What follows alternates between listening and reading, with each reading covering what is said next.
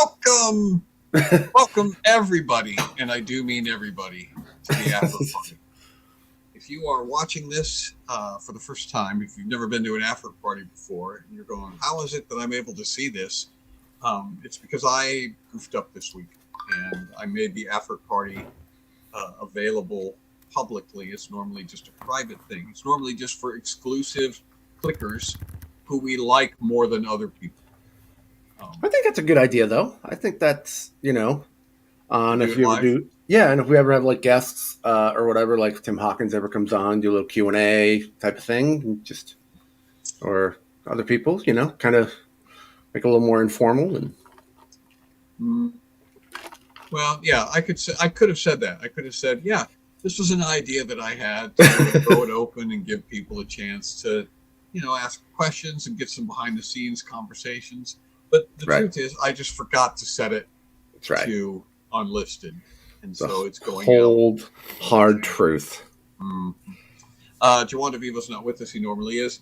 And so, what I actually did want to do was have a Q&A session, specifically with Brian here and me. I wanted to give the clickers a chance specifically to ask us any sort of comedy related questions that they had. You're going to give the clickers a chance, or were you looking for me to interview you? Well, if you have some questions that you want me to answer, I'd be happy to entertain those questions as well. Uh-huh. That's more of a show, though. That's more of a news one. Right. Yes. Well, I have those prepared for a skews segment. Oh, do you? Mm-hmm. Yeah. And we're not going to do those. I'm going to go ahead and reiterate. I still think you should watch Krull.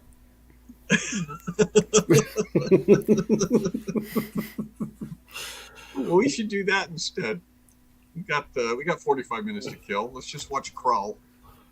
And it's only 2 hours and 1 minute.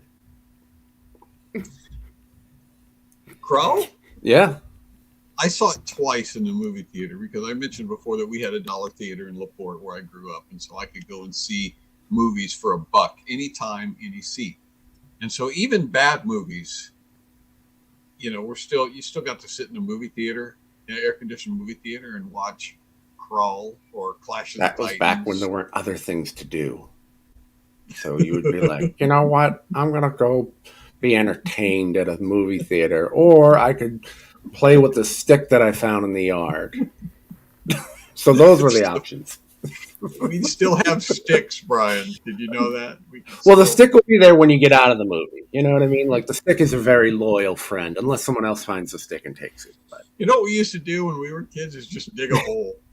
If we would go out and start digging a hole, and invariably the other kids in the neighborhood would show up and be like, "Hey, is that a hole? Is that a hole?" Or they would usually ask, "What are you digging for?" And I'm just digging a hole, and they immediately understood. Oh, that's a good reason to just dig a hole. And then at a certain point, the acceptance of digging a hole and the game of what can we do with said hole that might involve bodily harm. Can we jump it with our bikes? How do we do that? Our holes were always, we always tried to go as deep as we could. We didn't spread out very much. We just went as deep as we could. And then we would try to find something to cover the hole so that someone would fall into it. Right. That was it. We would like camouflage it and make a trap basically for some reason. But we built lots of bike ramps. How many bike ramps did you build? Either of you. That's a question for either of you. How many bike ramps did you build as children? Oh, we built a lot. I worked at a bike ramp building factory when I was a kid, so I had like a 12-hour shift. I built a bunch. I gotta tell you. We built we attached a lot of baseball cards to the backs of our bikes with clothespins also to make them sputter. And I think that I have told the story before, but I made it my personal mission to sort of beef up my friend in the neighborhood who was not especially athletic. Dad knows who I'm talking about. I had a kind of scrawny, bookish friend who, like, when I met him, I don't think he'd ever even had a bruise before. Like, I think when we first met, he had this, like, very, very spotless, smooth, pasty white skin that had never, you know, his mom was like, you need to wear sunscreen and you need to wear a helmet and you need to wear, like, you know, a coat in the winter. And he never argued, and he did those things. Did it. And we laughed at him, and he still did it. And so, like, he was not especially You laughed at him tough. for obeying his parents. I like when you say he never had a bruise, and all the other kids are like, "Oh, we'll fix that real quick." Yeah, I don't even know if it was a concerted effort. Like, I know we didn't talk about it, but I made it my mission to teach him how to roller skate, because I had a pair of roller skates and I used to, you know, ride on them all the time. But he was not good at it, and he was like, "Well, I might fall down," and I was like, "Well, you might." But yeah, I found all of these places around the block, because my siblings and I were allowed to go around the block. We couldn't cross any of the streets, but we could stay on the sidewalk and go the whole circuit. And so there were locations around the block that I determined would be the best training courses for him. There were certain areas that I wanted him to master, and I had a little checklist, and they were labeled. Like, he was such a fun friend. Little stunt manager. So level 1 was like just having kind another of, mom. Level 1 was just roller skating on the rough road, because there was, like, somebody's driveway was smooth and paved, and so that was easy. But then I wanted level 1 of training was going to be, you have to roller skate on the it's a road still, but it was like rougher because it hadn't been paved in a while, so it was just kind of bumpy. And so that was level 1. Level 2 was, you need to be able to roller skate down my driveway out into the street. Out level into 2. Lead Street. Level 3 was the place around the corner where a tree had grown up under the sidewalk, and its roots had pushed up all of the sidewalk to make these jagged pits and stuff. Nobody could roller skate through it. I didn't even roller skate through it. We would just pick up our feet and walk over it. Clomp, clomp, clomp. That was level 3. Level 4, you jumped 3. from one sidewalk to the other side of the road. No, this is what made me think about it. Level Grab 4. the back end of a passing car. Level 4 was going up over the bike ramp. In the alley that we had built. So, yes, I made several bike ramps, and I also put my completely uncoordinated, tall, lanky, never before been bruised friend on a bicycle ramp in a pair of roller skates. I did that. Down he went. Well, yeah. First he went down the alley, then up the ramp we had built, then down, and he crashed pretty hard. So Jeff has a question. Pull it up here. Oh, the AI one? Yep. Yeah. We can answer that, but first I want to tell you about the time Randy Schmaltz took my Schwinn Stingray off of the bike. Oh, I know this story. And, Randy Schmaltz and a Schwinn. Randy Schmaltz on Schwinn. They built a ramp, and this was a big ramp, and a big ramp by the standards of an 8-year-old boy. You know, so I'm looking at this ramp. I've seen a lot of bike ramps, and most of the bike ramps were, all right, it's a bike ramp. This ramp I was looking at, it's like, that is a big bike ramp. It was probably 10 feet tall. And they built it in the public park at the end of the basketball court so that they could get a head of steam up on the basketball court and then up the ramp. And so the thing is that the kids who had 10 speeds could get up enough speed, and they had a big enough tire that they could actually go up the ramp. I had little Schwinn Stingray, which was like the little tires, and it had the banana seat, no gears. And so one of the older kids, Randy, said, "Hey, Brendan, let me use your bike." And I said, "I don't want you to use my bike because it was high. I was afraid he was going to break it." And he goes, "No, man, let me use your bike, man." So he takes it away from me, and he starts riding my bike. And I couldn't stop him.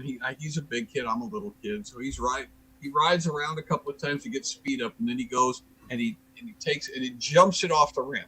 Okay, he wasn't able to get up enough speed to where he covered any distance. So basically, he just like went to the end of the ramp and then fell straight down. What he didn't realize, because I didn't mention it to him, was that my seat wasn't connected to the actual stem. It just sat on there. And so when he went off, my seat flopped off. The seat fell off. And so he came down and landed just on that pipe sticking up from the bike. And then, of course, he was mad at me. Why didn't you tell me your seat wasn't attached? He said, well, you took my bike away before I had a chance. When I was growing up, we lived on the back of this place called Fort Devens, which was an army base. So we'd go sneak on there and, of course, go do stuff with our bikes. And there was a giant hill that went down, and there was this natural-looking ramp that looks like you could naturally just take and jump off. And it was still on the side of the hill, so you would get some real air and, in theory, you would get some real air and go a pretty far distance.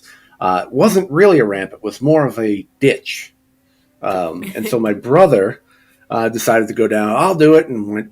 And his wheel just stopped right into the ditch, and he went right over. And we never saw him again. But yeah, he's just like, I got this. And the bike just wedged right into it. And he went right over. Oh my gosh. That's like the time that we were watching the Brave Little Toaster, where they all the appliances ride down the stairs in a mattress, and we were like, that looks like fun. So we put our mattress at the top of the stairs and get it all situated, and we start Tim on it. Tim and I both. We start to slide down, but as soon as we let go of the sides, it just goes boom and holds on. In the stairwell, so we slid down the mattress part. We got to the end of the mattress and went conk, conk, conk, conk down the stairs. Oh, ow! Slid off the mattress. Yep, it worked. Like sliding on the mattress part worked great, but then we came to the end of it. So mattress wasn't long enough. All right, so Jeff asked a question: do you see an impact on comedy from AI, artificial intelligence? Is the writer's strike something that may affect others that create content? So that's actually two questions. The writer's strike is, I think, over or ending, or it's like, so they've reached some kind of a deal. I didn't pay very much attention to the writer's strike at all. I don't know what they were striking about. I don't know what something about streaming video and the way that movies and television are monetized now. Yep. Is cutting the actors and the writer. It's cutting a lot of people out of the profits for what's being produced, and so that's what they were. And one of the things that was in there was, at least for extras for background talent, they were trying to do take your likeness and then use AI, and then they could use it in perpetuity, and you would never get any money for it. So it was just like, oh, now we don't need to hire background actors. We have all these people, and we can make them say and do anything. So and to that, I would say that is coming no matter what. I mean, it's a little bit naive to say, well, this technology that is being developed and has been developed for the last 10 years or whatever. Now we can create dinosaurs that look like real dinosaurs on the screen. Technology for human beings is not quite there yet, but man, it's getting close, and eventually it's going to happen. And why wouldn't you, if you're a movie producer, why wouldn't you basically create animated films? They're cheaper to produce. All you have to do is the voiceover work, and you can even simulate that too. So AI is eventually going to have a major impact on the. It's here. I mean, it's here, and if you're thinking, I'll just put my head in the sand and it'll go away, it's not going to go away. That's why I've just embraced it and just said, okay, let me learn about it as much as I can, because it's here, and it's going to happen. They will do full on. They will make up new actors out of AI and just have them do the whole movie. So, the actors are trying to do everything they can right now. It's obviously not quite caught up to where it can give you the best acting and different levels of emotion and all of that. But so, how do we feel about that? What do we think about that, and how do we feel about that? I don't think it affects like comedically, it doesn't really affect anything. It just makes a lot of people a lot more able to farm material from AI. And so I know people who will use AI to write ideas or jokes or whatever, but you still need your input, at least from a comedy standpoint. You still need your thought process and emotion behind it and your point of view behind it. Do you know who has used AI to write some comedy in the past? Me. We did it on the show. Yeah. Yeah. I've done it to, again, kind of brainstorm ideas. And because it just leads me, because I think that's the hardest part sometimes is generating a bunch of different ideas. And then I can see something and I go, oh, okay, this is, right. And I've kind of basically rewritten it, but it's given me kind of a skeleton and sometimes direction of what I could do. And then I go, okay, well, let me, really go in and work this. So it kind of gives you this kind of almost a template of, here are some general ideas instead of spending, the hour, 2 hours of brainstorming and going, where can this go? That's still there, but it's just a much faster process. Well, you still need people to judge what's being produced by the AI. Just like when we have pictures that are being generated, it still takes us going, okay, that looks real versus, okay, that doesn't. Right. And so there may be some really interesting images that are generated, but it still takes human judgment to say when it's good or bad, because rightness and wrongness, or beauty and ugliness, or goodness and badness, those are all judgment calls that only humans can ultimately make. So it takes discernment still that will never be replaced. It will miss the realness of human actors. Yeah, but you need to fast forward like 10 years. Certainly 20 years. Yeah. 20 years from now, things are going to be radically different on the technology side than they are, because there are a lot of big corporations with a lot of money and a lot of talent that are working full time on AI, and it's everywhere now. Everywhere. There's AI in your mail reader. There's AI in your database. There's AI in web browser. Everywhere. Yeah. There's a button you can push to generate AI, or to have assistance with AI, assistance to schedule your calendar, assistance, to write formula. Remember, we talked about Clippy showing up in the corner. Remember? Yep. We still need to do that. We still need to do Clippy. Corner. Yeah, we should do that for next week. But Clippy would pop up and he would go, "Hey, it looks like you're trying to write a letter. Would you like some help with that?" Well, now Clippy is like aware of what you're trying to do, and he can actually write that letter for you. He can actually do the whole thing. And then, yeah, if you haven't used AI to write some copy, it's really good. I mean, for where it's at now, and it's just going to get better. It's not going to get worse. And so there are a lot of people who I've had conversations with, some creative people who are like, well, it's just a shame. We shouldn't let the AI take over. And it's like, that ship has sailed. It's no use of trying to dig your heels in and say, no, we're not going to use this technology. It's too good. There are too many people who are not gifted writers. They're not creative people. And they can start to produce, let's face it, they can start to produce comedy. Now, is it going to be good? It's still going to depend on your level of expertise. It's going to depend on your sense of humor. You're going to have to look at it and decide and know what's funny and how it needs to be tweaked. But even that, if you spend any time with the AI, it remembers the conversations that you have. So you can literally teach it to talk like you do. And I haven't done it extensively, but I've done it some. I've prompted it and given it some of the things that I've written and said, you say to it, right, here's some samples of my writing. I want you to take all of these samples and I want you to use these as your template to answer the following questions. And it will do that. And so it starts to respond the way I talk. Yeah, you just put in your style, and it'll learn your style and how you write and how you speak. And it's like you said, there's no going back. We're going to go back to horse and buggy. Like, no, we're not. No, that's why I say it's just here, and embrace it. But it's interesting. There's also this other side of it now where some of the machines like Google or whatever are really good at picking up AI. Depending on what you're using it for. So now there's this whole like game of doing AI and then making it so it doesn't read like AI. Mm-hmm.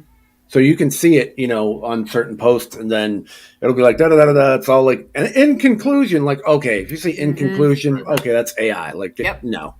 So like, there's certain aspects of it where it's like there's this. It's hard to explain though, because I was doing that recently, where I was discovering people who were using ChatGPT to make their comments, and I was like, it just sounds like it was written by a machine, and it's not because it's misspelled, or it's not because it's because it's better than that now. The AI is actually good enough that their grammar is good, and it doesn't sound like it was written by somebody who learned English as a second language or anything. Like, it's contextually it's actually making sense, but there was something about the way that the sentence structure was being put together that was very wooden and rigid, and it had been like not repetitive, but like there was a certain cadence about it that just sounded contrived. Well, and then there's it's one of those things where it's a lot of it is the prompts that you put in. So if you were to just say write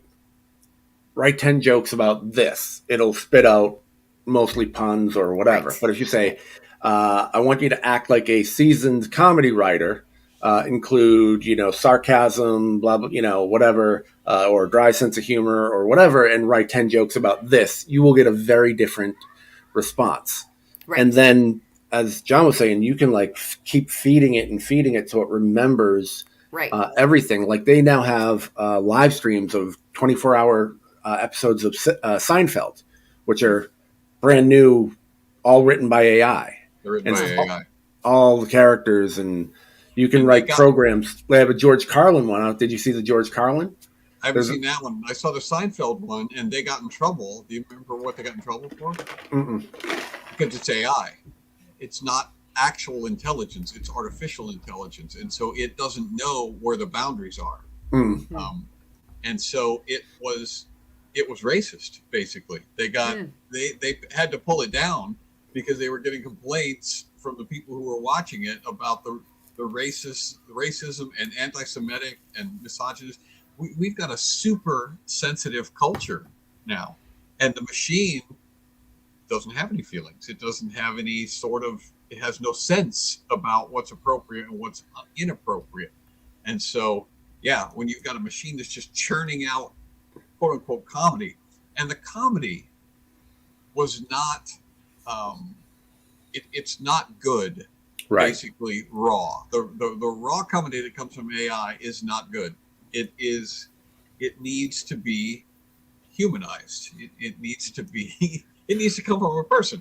And like you're saying, it can generate ideas, and that's primarily what I've used it for. I will give it a prompt that generally the prompt is kind of funny itself. It'd be like a satirical headline for a joke. And so it's already funny.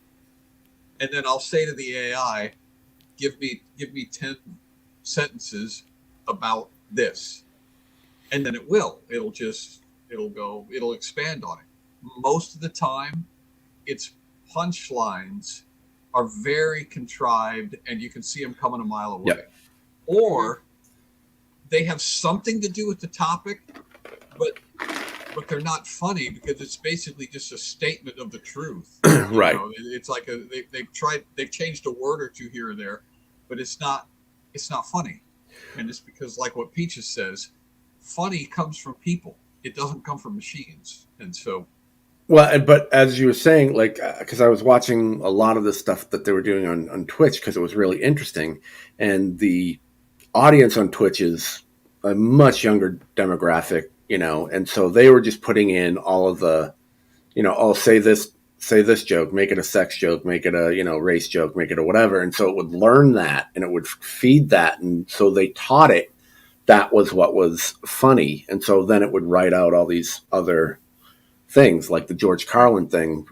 In the beginning, it starts off as like, okay, you know, and then it just slowly devolves into this, like, what am I watching or listening to? Because that's what it learns. And so where you say there's no parameters, I think it could probably be done.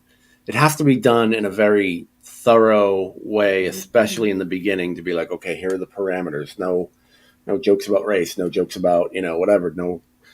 And I think over time it can be developed with it. It's one of those things where you can't just put in a quick prompt and have it do everything and you're done. It takes time of like really teaching it and adjusting and go, okay, I like this, but now do it in this style, and now change this to this instead of these, give me this. And, there's a lot of like back and forth with it. And if you put that out there and you put that time into it, you could really create something. Right. Well, the trouble is that we've spent hundreds and hundreds of years as a human species trying to figure out what the parameters are for us in real life. Like morality and the subject of what the boundaries should be has been a subject of discussion for philosophers for centuries. And people haven't necessarily gotten more clear on the subject in the last 100 years, especially in the U.S. Right. They're actually trying to deconstruct. They love their individualism so much, and they hate being told what to do so much that they're actually tearing down ancient boundary lines and saying, who says I can do whatever I want to? Like the only rules are that you can't make rules for me. That's it. And so it's interesting because like in the Bible, we have this basic premise that humans are, when they're untethered or when they're unleashed and disconnected from God, the source of life, then they devolve. They do not get better. They do not get more moral. But the story that we were told during the Enlightenment and from, Darwinian evolutionists is, oh no, if you just kind of let us alone, like give us the space and the freedom and the tools to just be as creative as we can be, we'll actually really improve. The human race can really get better. Will advance. And it's interesting to hear that, kind of the opposite of that being played out again when it comes to AI, because really, as you're saying, it's just a mirror image of what it sees from the humans who created it and also what the humans are putting into it. And lo and behold, if you do not give it laws, moral laws, and you do not take authority over it like God does with his creation, then it does not get better. It just devolves and becomes gross and ugly and racist and hateful and just trash. Yeah. Well, the thing that a lot of people don't understand about AI is it's not actually thinking the way people think. It's a machine, and so it's literally just flipping switches. Yeah, but how do really people fast. Think? And it's not how. Yeah, I guess some people do think that way. No, I'm saying like we still don't know. Like that's the fact that we still haven't answered that question completely. That we don't even understand our own brains and how we are able to process. How do we know where the line is? How do we just feel and empathize and care about what other people feel? Yeah. How do we do it? Make decisions? We don't know. How do we make decisions about which word we're going to use when we are communicating to each other? Where does that come from? Mm-hmm. They programmed a artificial learning machine because all of these are all machines that learn to play Mario World. The original one where he's bouncing up and getting on the app. And they taught it to go through one level. And it was I watched a documentary on it, and it was fascinating from the standpoint of what they called learning. Because literally what it did was it started to move, and then it would die. And then it would start over again. And it would go again, and then it would die. And then it would have to die a certain number of times before it figured out, oh, this is killing me, and so I need to try something else. But it didn't try something else because it thought, oh, if I do this, I won't die. It just started doing random things. It would jump, or it would shoot a fireball, or it would back up, or it would try a move to see if that kept it from dying. And if it kept it from dying, then it would move on and die again. And so it learned how to play this level in Mario perfectly, but it took it hundreds of thousands of playthroughs by making random adjustments every time it died. And that was what they called learning. And as I'm watching this, it's like, yeah, people don't need to do that. I mean, people have the ability to predict what's going to happen. We have the ability to take one instance sometimes. This is what I did wrong. Now I need to do this so that won't happen again. And the machine does not have the ability to do that. People, for specific tasks, human minds can tell the machine, this is what you should do. But that's not really the machine learning. That's not the machine thinking. That's a machine being programmed to operate in a specific way by a human being that understands the entire context. And the 2D Mario game has very limited numbers of choices too, which is why it was able to go through 100,000 or 1 million even different options and eventually find one that works. It's consistent. The same enemies always come out. Right. The same obstacles always exist. That's not the way it is in life. And that's why they're really, really struggling to create self-driving cars or even just vacuum cleaners that can clean the floor. Because right now all we have is Roombas and things that bounce off of walls and just turn around, and they have no idea where they are. Well, they have some now.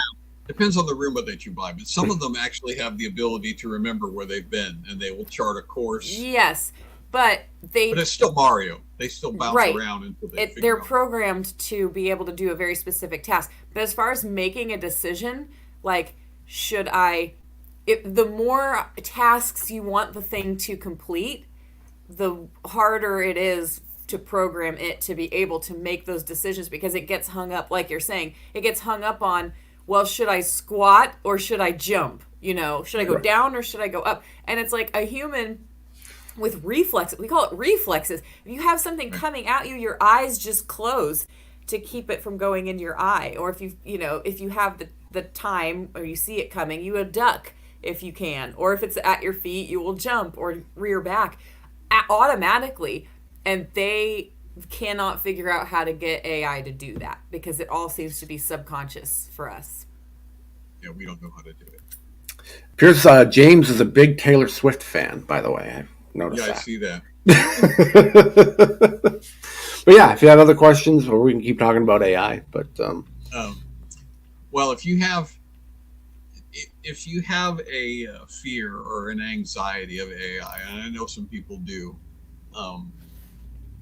it is not going to replace people as far as the ability to draw values, to even really communicate, make decisions. It's still going to require people to make decisions. AI does not think.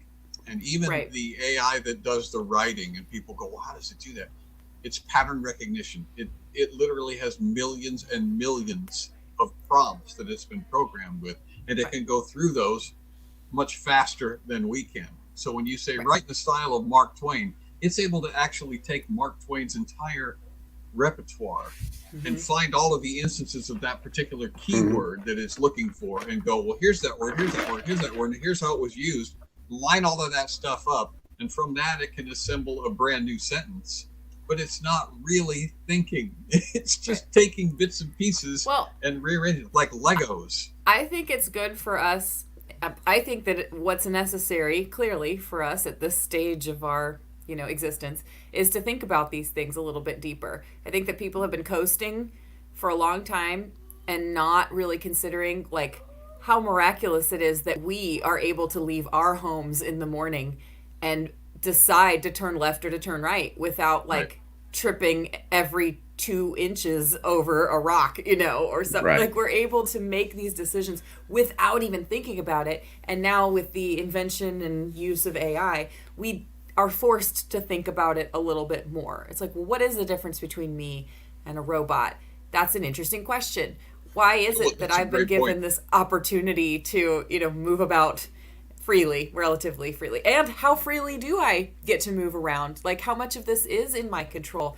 And occasionally I've been comforted by the fact that I have control over certain things. It's like, wow, that's a really cool gift. And then there's been other times I've been comforted by the fact that I don't have nearly as much control as I might have thought once. And it's like, well, obviously I'm not in charge of my own existence. I didn't choose to be here, and I don't keep my own, heart going and my own lungs moving. So I guess I'm going to, at the end of the day, I'm going to trust the manufacturer, as it were. I'm going to trust the person who put all of this together, who programmed all of this in the beginning. Right. That's a good point. But it's interesting, though, from AI, because I think the original belief was that, like, creative would be the last thing affected by AI. It would be all like the labor, the manual labor type of stuff would be. Mm-hmm.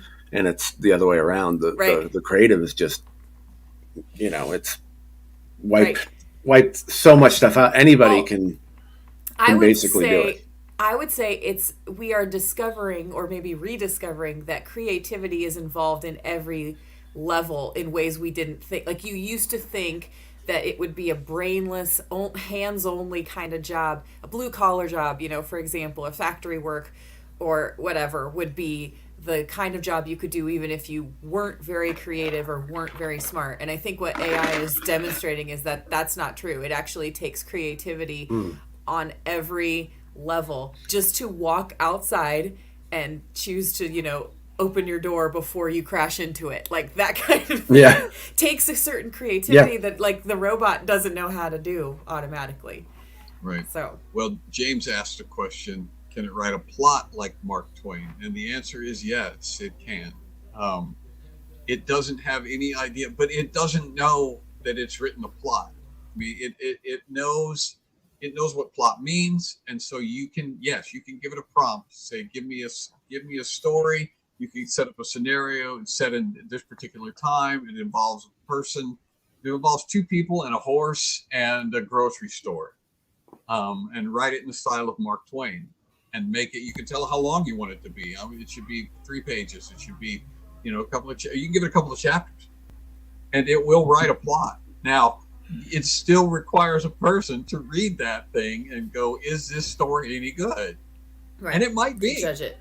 It might be good, but if it was generated by AI, and a person reads it and goes, "Hey, this is a good plot," it's still the person who is the one who is validating that. It's not. And to Brian's point, it's not the AI that gets the credit for that. It's the people who have contributed to putting that information into the AI's database to start with, which again goes back to so many different biblical themes about how we are just tools in the hands of the potter, and we are we can't take credit for our own righteousness, and everything that is good about us comes from God first. It's like, yes, we're seeing this now in the toys that we're choosing to play with. Now our toys are becoming similar to what we have been all of this time, which is products of the intelligence that have been put into us. And, like, if it's good, it's not because we are good.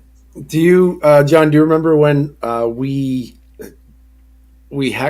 had it heckle like my material? Yeah. And then I had it write the intro, like those, because that's really interesting, because it's like, be an audience member and here's my material, and it was like, I don't like this, and it just found things that it was like, just because you don't like it, it was very interesting. Hilarious. Negative intros, that was my favorite one. Right. Where you write a negative intro for Brian April comedy. Very descriptive. We had to monkey with it a little bit because it's evidently been programmed to not be unkind and cruel. Right. And so because they're trying to give it parameters. Trick it. Yeah. Right. We're trying to teach it to be moral, and it turns out it's just getting in the way of being truly funny and entertaining in one situation. Which is exactly the point that we're making, because it's somewhere it's been programmed to not be, quote, unkind, or to not be mean or abusive to people. And so it's like, okay, so if somebody comes along and says, write a negative comment or a negative intro for my comedy, for me, AI's like, no, I can't do that. That would be unkind. Because it doesn't understand that it's funny, and we're asking for it because it would be funny. Right. So but once you were able to circumvent that, which you always can if you work hard enough, it was genuinely funny, and we all agreed that, hey, that was a worthwhile pursuit. We laughed, you know. And then there's been other stuff where it's like, okay, this is not working. You know, this is not funny. Have you heard sermons written by AI? Yes, I have. Yes. Actually, so here's a story. We had an atheist who showed up on the blog or on the Facebook page at one point. It was one of the ones that I was like, I am nearly positive this guy is using ChatGPT for several reasons.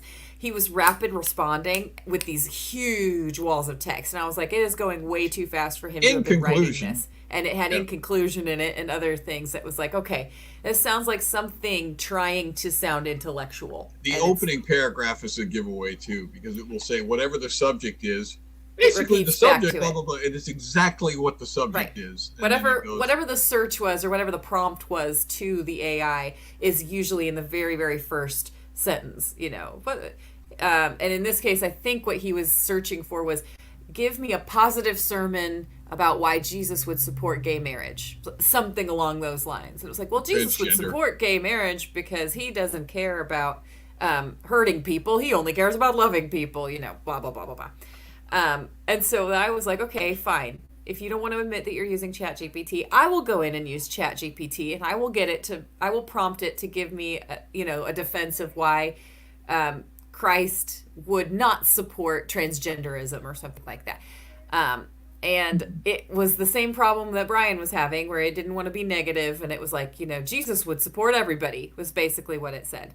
And I'm like, no, I will not take this for an answer. I know there's got to be a way to phrase this so that it will give me what I want. So I finally got it to generate text using the prompt, write why Jesus would not support someone harming themselves or something like that. Like, why would Jesus not support harming themselves? Or why would he love people too much to let them harm themselves? Something like that.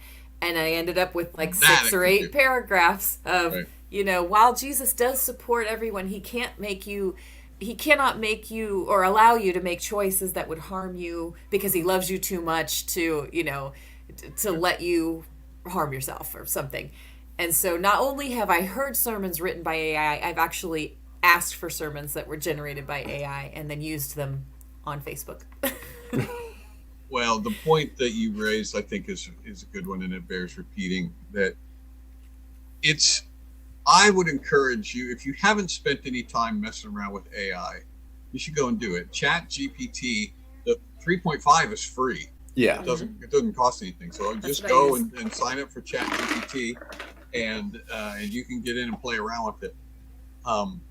And the value, I think, in playing around with it is, if you get good at it, it's all about the prompts, like Brian said. If you know how to talk to it, you can get better results than if you don't know how to talk to it. And here's the thing: you can even have it give you a prompt. Yeah, you can be like, write me a good prompt for, ChatGPT that would allow this, and this. Right. And it will come back and give you the prompt that you want for that, and then you can pop that in. See, Jeff's already thinking on the right line too. He's saying you would ask it to use Jesus's attitude towards the Pharisees. And if you know that online there's a lot of material about how Jesus was rough or harsh or showed tough love toward the Pharisees, I think I did use the phrase tough love in my prompt. And yes, we know that people are very willing to apply a rougher attitude toward the Pharisees. So if you put that in to a ChatGPT prompt or any other AI system, you're going to get the kinds of responses that you're looking for. So it's all about knowing what to ask it. Knowing what to ask and how you do the prompts.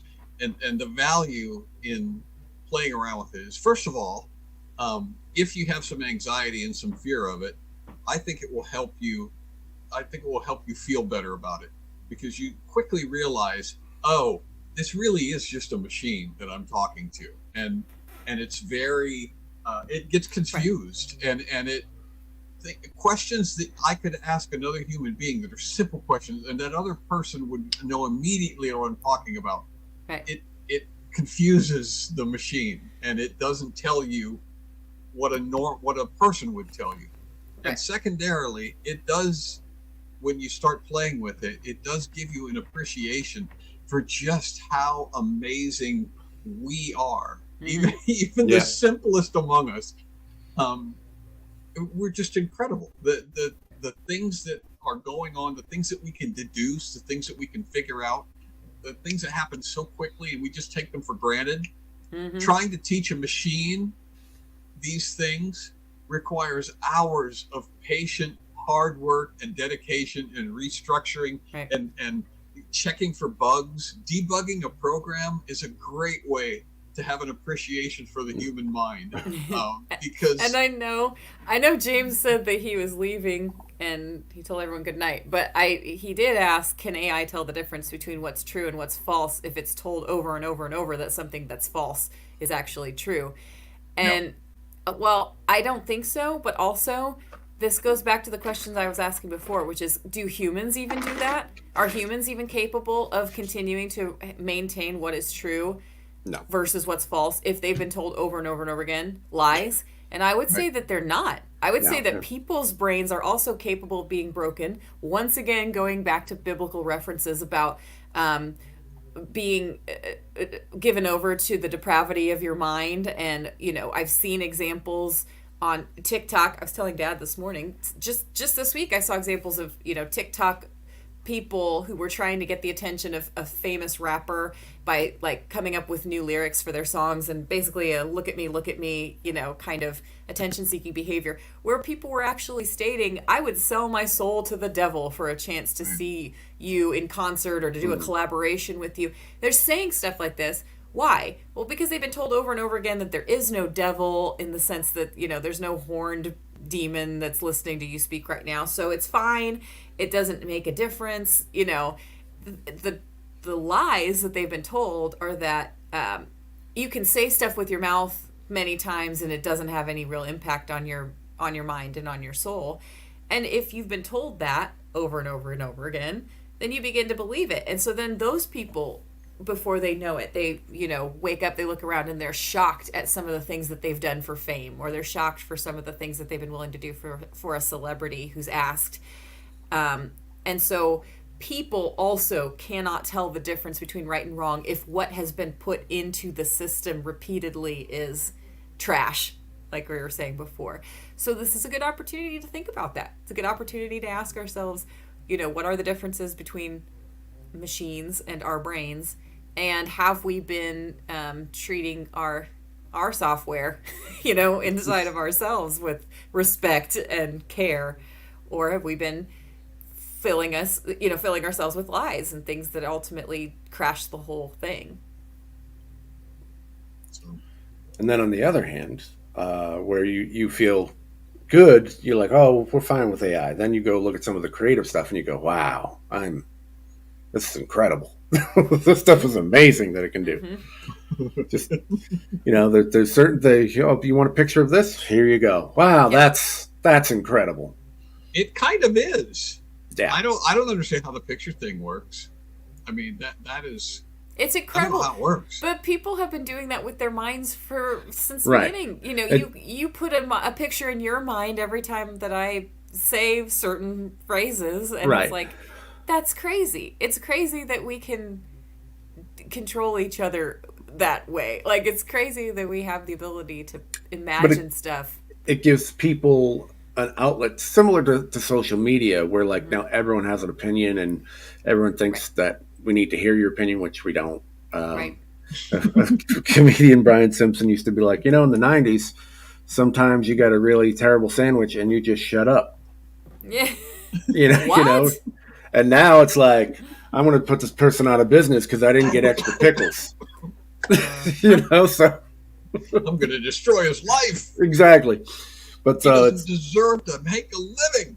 I've got a kid. I've told this story this week too in church. I have a kid that I've been trying to help learn how to read better, and I'm not entirely sure that the picture part of his brain is working. Like, I don't think he sees things in his mind when he reads the text. Now, I don't know if that's because he has a processing disorder where even if you speak to him, that he still isn't able to, picture it. And so it's either written language or spoken language would both be confusing, or if it's just converting written language to his mind. But I had him reading these. There were 3 very short sentences, and he read them probably 4 different times. And it said, in the early days, the letter carriers used to also be butchers. That seems strange, doesn't it? But it actually made a lot of sense. The butchers used to go from door to door. They didn't have their own stores like they do now. They got to know where everybody was. They got to know all their names and where they lived. So it made sense that the letter carriers would also be the butchers. And he read that, a dozen times probably. And I said, what are you picturing in your mind? Like, do you know how butchers operate now when they have their own stores? They don't. What? And he was like, and I'm like, can you picture this? Like this, it says they go door to door, they go place to place, they get to know everyone. Are you seeing a butcher walking from from one place to another? Covered in blood. Right. Well, then I asked him, I said, I have some questions, if he's the letter carrier and also the butcher, if he had an envelope in his apron next to the knives that he used, would the envelope, and I'm doing this, like pausing, trying to get him to finish my sentence, would the envelope ever get covered with? And he's just looking at me like he doesn't even fully understand what I'm saying. And I don't know what the breakdown there is. But it seems to me a little bit like trying to teach a robot how to jump over the mushrooms in Mario. It feels clunky, it feels unnatural, and I think in most cases humans are just able to do it without a whole lot of care, like a whole lot of careful planning. It just happens more automatically, it seems like. So. All right, I gotta go because I gotta go to urgent care. My appointment. I have an appointment at urgent care. Yes. That's so Brilliant. odd. An urgent appointment. All right, see you, Brian. We're going to sign off. Thanks for being with us, everybody. Brian, thanks for being here. I'm so glad we wrapped that up with a nice bow. Yeah, sorry. No, you're fine. Perfect. I got an urgent care. All right, take off. And welcome. Thanks for joining us in our very public Afert Party. I hope you appreciate it, because most of the time this sort of riveting and insightful conversation is reserved just for our clickers. So we'll see all you clickers next week.